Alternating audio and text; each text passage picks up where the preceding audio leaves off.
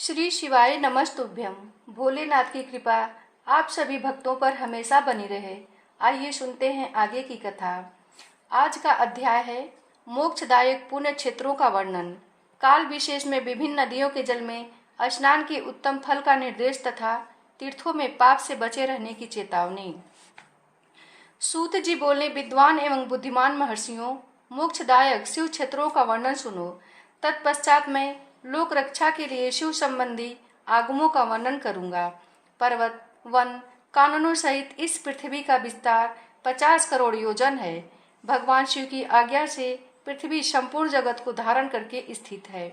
भगवान शिव ने भूतल पर विभिन्न स्थानों में वहां के निवासियों को कृपा पूर्वक मोक्ष देने के लिए शिव क्षेत्र का निर्माण किया है।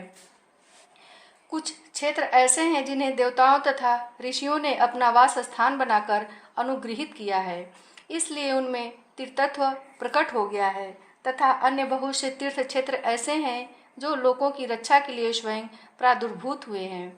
तीर्थ और क्षेत्र में जाने पर मनुष्य को सदा स्नान, दान और जप आदि करना चाहिए, अन्यथा वह रोग, दरिद्रता तथा मुक्ता आदि दोषों का भागी होता है।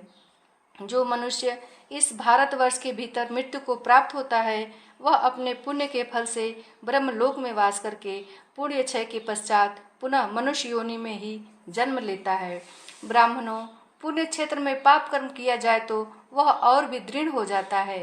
अतः पुण्य क्षेत्र में निवास करते समय सूक्ष्म से सूक्ष्म अथवा थोड़ा सा भी पाप न करें।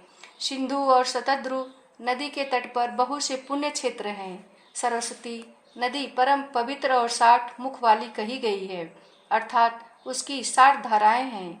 विद्वान पुरुष सरस्वती के उन धाराओं के तट पर निवास करे तो वह क्रमशः ब्रह्म पद को प्राप्त कर लेता है। हिमालय पर्वत से निकली हुई पुण्य सलिला गंगा 100 मुख वाली नदी है। उसके तट पर काशी, प्रयाग आदि अनेक पुण्य क्षेत्र हैं।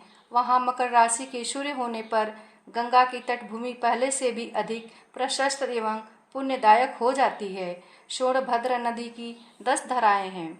वह बृहस्पति के मकर राशि में आने पर अत्यंत पवित्र तथा अभीष्ट फल देने वाला हो जाता है। उस समय वहाँ स्नान और उपवास करने से विनायक पद की प्राप्ति होती है। पुण्य सलिला महानदी नर्मदा के 24 मुख हैं। उसमें स्नान तथा उसके तट पर निवास करने से मनुष्य को वैष्णव पद की प्राप्ति होती है। तमसा के 12 और रेवा के 10 मुख हैं। परम पुण्यमयी गोदावरी के 21 मुख बताए गए हैं। वह ब्रह्म हत्या तथा गोवध के पाप का भी नाश करने वाली है एवं रुद्रलोक देने वाली है। कृष्णवेणी नदी का जल बड़ा पवित्र है। वह नदी समस्त पापों का नाश करने वाली है। उसके 18 मुख बताए गए हैं तथा वह विष्णु लोक प्रदान करने वाली है। तुंगभद्रा के 10 मुख हैं। वह ब्रह्मलोक देने वाली है। पुण्यशलिला सुवर्ण मुखरी के 9 मुख कहे गए हैं। ब्रह्मलोक से लौटे हुए जीव उसी के तट पर जन्म लेते हैं। सरस्वती नदी, पंपा सरोवर, कन्याकुमारी, अंतरीप तथा शुभ कारक श्वेत नदी, ये सभी पुण्य क्षेत्र हैं। इनके तट पर निवास करने से इंद्रलोक की प्राप्ति होती है। शम प्रवत से निकली हुई महानदी कावेरी परम पुण्यमयी है। उसके 27 मुख बताए गए हैं। वह संपूर्ण अभिष्ट वस्तुओं को देने वाली है। उसके तट स्वर्गलोक की प्राप्ति कराने वाले तथा ब्रह्मा और विष्णु का पद देने वाले हैं। कावेरी के जो तट शैव क्षेत्र के अंतर्गत हैं, वे अभिष्ट फल देने के साथ ही शिवलोक प्रदान करने वाले भी हैं। नैमिषारण्य तथा बद्रिकाश्रम में सूर्य और बृहस्पति के मेष राशि में आने पर यदि स्नान करे तो उस समय वहाँ किए हुए स्नान, पूजन आदि को ब्रह्मलोक की प्राप्ति कराने वाला जानना चाहिए। सिंह और कर्क राशि में सूर्य की संक्रांति होने पर सिंधु नदी में किया हुआ स्नान तथा केदार तीर्थ के जल का पान एवं स्नान ज्ञानदायक माना गया है। जब बृहस्पति सिंह राशि में स्थित हो उस समय सिंह की संक्रांति से युक्त भाद्रपद मास में यदि गोदावरी के जल में स्नान किया जाए तो वह शिवलोक की प्राप्ति कराने वाला है। ऐसा पूर्व काल में स्वयं भगवान शिव ने कहा था। जब सूर्य और बृहस्पति कन्या राशि में स्थित हों तब यमुना और सोनभद्र में स्नान करें। वह स्नान धर्मराज तथा गणेश जी के लोक में महान भोग प्रदान कराने वाला होता है। यह महर्षियों की मान्यता है। जब सूर्य और बृहस्पति तुला राशि में स्थित हों उस समय कावेरी नदी में स्नान करें। वह स्नान भगवान विष्णु के वचन की महिमा से संपूर्ण अभीष्ट वस्तुओं को देने वाला माना गया है। जब सूर्य और बृहस्पति वृश्चिक राशि पर आ जाएं, तब मार्गशीर्ष के महीने में नर्मदा में स्नान करने से श्री विष्णु लोक की प्राप्ति हो सकती है।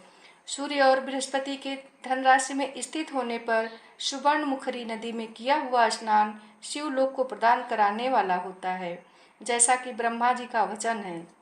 जब सूर्य और बृहस्पति मकर राशि में स्थित हों उस समय माघ मास में गंगा जी के जल में स्नान करना चाहिए। ब्रह्मा जी का कथन है कि वह स्नान शिवलोक की प्राप्ति कराने वाला होता है।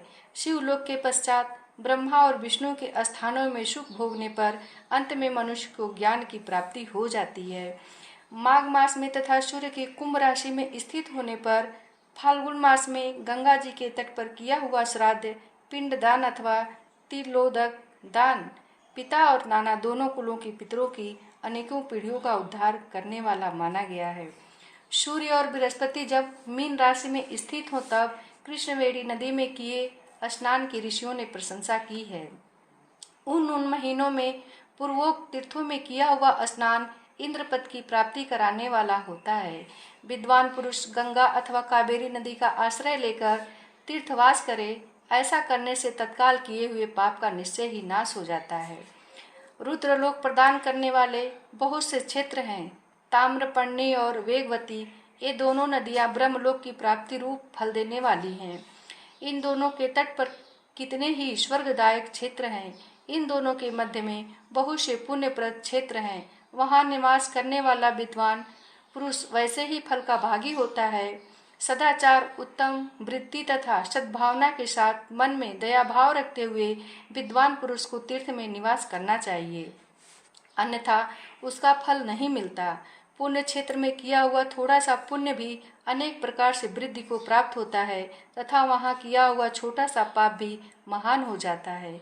यदि पुण्य क्षेत्र में रहकर ही जीवन बिताने का निश्चय हो तो उस पुण्य संकल्प से उसका पहले का सारा पाप तत्काल नष्ट हो जाएगा, क्योंकि पुण्य को ऐश्वर्यदायक कहा गया है। ब्राह्मणों, तीर्थवास जनित पुण्य कायिक, वाचिक और मानसिक सारे पापों का नाश कर देता है। तीर्थ में किया हुआ मानसिक पाप वज्र लेप हो जाता है, वह कई कल्पों तक पीछा नहीं छोड़ता। वैसा पाप केवल ध्यान से ही नष्ट हो सकता है, अन्यथा नहीं। वाचिक पाप जप से तथा कायिक पाप शरीर को सुखाने जैसे कठोर तप से नष्ट होता है। अतः सुख चाहने वाले पुरुष को देवताओं की पूजा करते और ब्राह्मणों को दान देते हुए पाप से बचकर ही तीर्थ में निवास करना चाहिए। दोस्तों, आगे की कथा अगली वीडियो में। तब तक के लिए धन्यवाद।